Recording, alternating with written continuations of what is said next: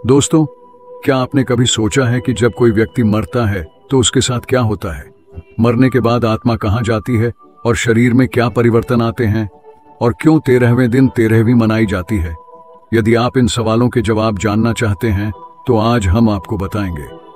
सभी यही मानते हैं कि जिंदगी केवल एक बार मिलती है, लेकिन सच ये है कि इंसान को मौत भी सिर्फ एक बार ही मिलती है।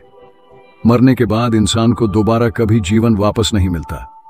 इसलिए मौत का नाम सुनते ही लोगों के रोंगटे खड़े हो जाते हैं, क्योंकि यह वही चीज है जो इंसान के सभी रिश्तों को एक पल में तोड़ देती है। जब इंसान मरता है तो मरने से पहले वह अपने बचपन से लेकर अब तक की पूरी जिंदगी को देख लेता है, और वह भी मात्र 7 मिनट के अंदर। ये 7 मिनट उसके लिए एक फिल्म की तरह होते हैं, जिसमें वह अपने जीवन से जुड़ी हर याद को देखता है। यह सच है। वैज्ञानिकों ने भी इस बात की पुष्टि की है कि मरने से पहले इंसान को यह सब एक सपने के रूप में दिखाई देता है। इसे देखकर ऐसा लगता है जैसे वह अपनी पिछली जिंदगी में वापस पहुंच गया हो। यह सब देखने के बाद उसका दिमाग एकदम बंद हो जाता है और फिर उसकी मौत हो जाती है। आपने देखा होगा कि मरने के बाद इंसान का शरीर एकदम बर्फ जैसा ठंडा हो जाता है और धीरे धीरे उसका शरीर निष्क्रिय हो जाता है। ऐसा क्यों होता है? इसके बारे में जानने से पहले अगर आपने अभी तक इस वीडियो को लाइक नहीं किया और चैनल को सब्सक्राइब नहीं किया है तो जल्दी से कर दीजिए। दोस्तों, ऐसा इसलिए होता है क्योंकि मौत के कुछ समय पहले ही इंसान के शरीर में हरकतें शुरू हो जाती हैं। उसे एहसास हो जाता है कि उसका जीवन समाप्त होने वाला है और इसी कारण उसका धरती से कनेक्शन टूट जाता है। इसी वजह से मरने के बाद इंसान का शरीर ठंडा पड़ जाता है और आत्माएं जमीन पर नहीं रहती बल्कि हवा में उड़ने लगती है। जब इंसान मरता है तो उसकी आत्मा पैरों से बाहर निकलना शुरू होती है और अंत में मुंह से होते हुए शरीर से बाहर निकल जाती है। ऐसा कहा जाता है कि इंसान के कर्मों के अनुसार उसकी आत्मा निकलती है। अगर कोई इंसान अच्छा है तो उसकी आत्मा बड़ी ही आसानी से बिना तकलीफ के शरीर को छोड़ देती है। वहीं अगर कोई बुरा इंसान है तो उसकी आत्मा बड़ी ही तकलीफों का सामना करके निकलती है और उसके शरीर को भी बड़ी मुश्किलों का सामना करना पड़ता है। इसीलिए मरने से पहले कई लोग बेचैन और परेशान हो जाते हैं और उनके चेहरे का रंग पीला पड़ जाता है। आत्मा इतनी आसानी से शरीर को छोड़ने के लिए तैयार नहीं होती, क्योंकि इतने समय से आत्मा का शरीर के साथ एक गहरा संबंध बन जाता है। आत्मा को भी इस शरीर की आदत पड़ जाती है। मरने के बाद आत्माएं कुछ समय तक शरीर के पास खड़ी रहती हैं, चिल्लाती हैं, लेकिन इंसान कुछ कर नहीं पाता। ये आवाजें इंसान को शोर जैसी सुनाई देती हैं, जो उसे काफी परेशान करती हैं। आत्मा हर एक घर वाले से बात करने की कोशिश करती है, उन्हें अपनी बात बताना चाहती है, लेकिन कुछ नहीं कर पाती। अब बात आती है आत्मा की परलोक यात्रा की। इसके लिए भगवान 2 यमदूत भेजते हैं, जो आत्मा को अपने साथ परलोक की यात्रा पर ले जाते हैं। यमदूत उन लोगों के साथ बुरा व्यवहार करते हैं जो पापी होते हैं या फिर दूसरों के बारे में हमेशा बुरा सोचते हैं। इसके बाद यमदूत आत्मा को अपने साथ परलोक ले जाते हैं। पहले आत्मा को एक गुफा से होकर जाना पड़ता है और फिर परलोक का रास्ता दिखाई देता है। इस रास्ते से पहले आत्मा को एक नदी पार करनी पड़ती है, जिसका नाम वैतरणी है। इस नदी में पानी नहीं होता, बल्कि भटकती हुई शक्तियां होती हैं। यहां पर इंसान के कर्मों का हिसाब होता है। इसके बाद आत्मा को परलोक लाया जाता है, जहां यमराज उसका हिसाब करते हैं और चित्रगुप्त से इंसान के किए हुए कर्मों का लेखा जोखा मांगते हैं। चित्रगुप्त के पास हर एक इंसान का लेखा जोखा होता है, जिसे वह यमराज के सामने रख देते हैं। यहां भी इंसान के कर्म ही उसका साथ देते हैं। अगर कर्म अच्छे होते हैं तो उसे स्वर्ग में भेज दिया जाता है, लेकिन अगर वह बुरा इंसान है जिसने धरती पर बहुत से पाप किए हैं तो उसे नरक में फेंक दिया जाता है। कुछ समय पहले एक व्यक्ति मरा था और उसे 2 यमदूत उठाकर अपने साथ ले गए।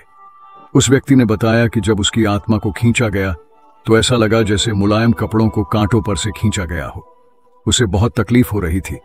इसके बाद उसे परलोक ले जाया गया, जहां रास्ते में एक नदी पड़ी जिसमें आग और बहुत सारे कीड़े मकोड़े थे। उसे उस नदी को पार करने के लिए कहा गया।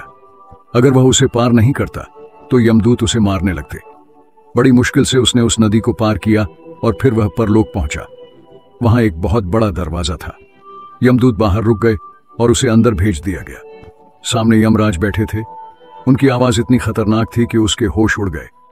यमराज ने यमदूत से कहा कि इसे क्यों ले आए, इसका अभी तक वक्त नहीं आया। और फिर उसकी आंखों पर पर्दा डाल दिया गया। जब उसकी आंखें खुलीं तो वह अपने घर वालों के बीच था। यह एक सच्ची घटना है जो आज से ठीक 10 साल पहले पूर्ण सिंह के साथ हुई थी। यह सिर्फ एक ही घटना नहीं है, बल्कि साल दर साल वैज्ञानिकों के सामने ऐसी बहुत सी घटनाएं आती रहती हैं। न जाने कितने लोग मौत को छूकर वापस आ जाते हैं। कुछ लोगों का कहना है कि जब वे मरे थे तो वे एक अलग दुनिया में पहुंच गए जहां बहुत रोशनी थी। कुछ अलग लोग थे जो उनसे कह रहे थे कि अभी तुम्हारा वक्त नहीं आया है। ऐसे ही कुछ लोग हैं जिनका कहना है कि मरने के बाद उन्हें एक अलग सी चमक और खुशी का एहसास होता था, साथ ही उन्हें बहुत प्यार भी मिलता था।